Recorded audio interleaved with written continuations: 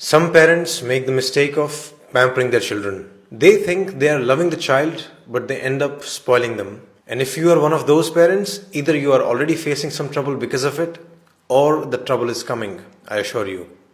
What kind of trouble? You have probably made your child's life so comfortable that they now fight with you the moment you ask them to do something difficult or something they disagree with. You have given them so many privileges or luxuries that they can't adjust in tougher conditions outside the home. You have perhaps been saying yes to all their demands and now they can't accept a no. They get angry and throw tantrums every time you refuse to fulfill their wish. You have maybe given them so much that they don't even value any of it. In short, they are spoiled. Why do parents do it? There could be many reasons. You want them to have the life you never had. You don't have time to spend with them and thus you just shower them with toys, gifts and luxuries. Or maybe this is how you actually show your love. You don't know any better way. Or possibly you think your child will hate you if you say no to them and you want your child to love you, at least more than they love your spouse. Whatever the reason you might have for pampering your child, my recommendation to you is very simple. Don't do it. But of course it's not that simple. The problem is complex.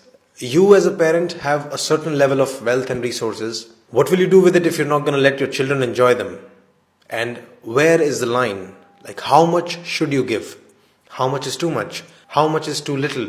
There is obviously no measurable or one size fits all answer for this. As the cliche goes, it depends. But I'm going to give you a framework to think about this problem. Consider following points. First, try to predict and answer this question. When this child becomes an adult, would they be able to sustain the current level of privileges or not?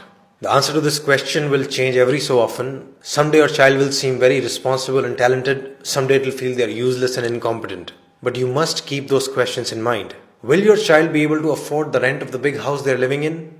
Are they capable enough to buy the expensive branded clothes you buy them so casually?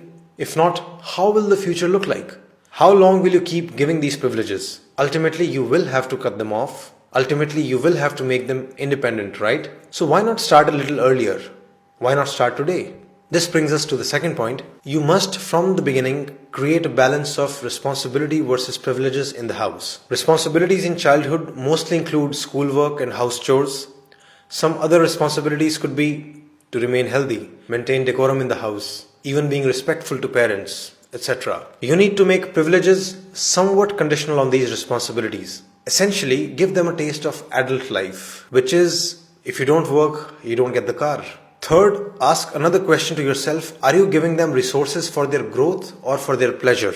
If you're spending money on your child's music classes, sports classes, books, etc., it's very different from spending money on their toys, gadgets, clothes, birthday parties. Basically, whatever you're spending on them, is it being used by the child to just have more fun, or is it being used to try out a new skill or to become better at something, to explore talents, to start a new project, etc.? The problem would begin when you start spending excessively on their fun without proportionately spending on their talents and growth.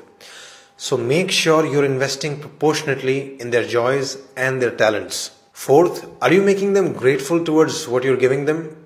If you think, oh, I'll give them everything and then in future the children will love me. Bad news. It won't happen like that. They will most likely take everything for granted. More often than not, you'll just find them complaining about the things they didn't get. So it's your job to make them realize the value of what you're giving them. It's your job to make them thankful for it. It's your job to tell them that millions and billions of people probably don't have the same privileges. They must realize the value of everything you're giving them for free.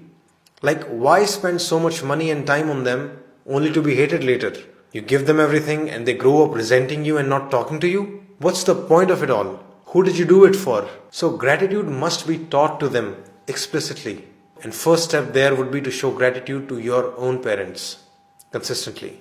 Fifth, you must make your child experience no from time to time. They must learn to deal with it. Of course, don't do it arbitrarily. Say no only when you have good reasons to say no, but do say it when needed. The main thing here is to learn to not be afraid of the child's anger or tantrums. In fact, if they show tantrums or anger, then you'll have to become even more strict in saying no. Your goal is to make sure that they accept your no with respect. And your objective is to teach them that their anger and tantrums will never turn a no into a yes. If you get scared and say yes to avoid fighting with them, you're only making them stronger. This is basic operant conditioning. By letting their anger win, you're reinforcing their bad behavior. In fact, if they show bad behavior, you need to not only stand your ground and stay firm, but you can even go on to cut additional privileges. Say no to something else as well, just as a lesson to them. As a parent, you must strive to have the authority to say no and still be respected. Finally, follow the cliche because it's very true. Your time is the best gift. Children need your time, your love, your care. That's really the biggest gift. Pamper them with your time whenever you can, not with things. If you really want them to love you all your life, give them good memories with you, not just stuff which anyone can buy them. So these were my premises, and I repeat the conclusion: don't pamper your child too much. That's it.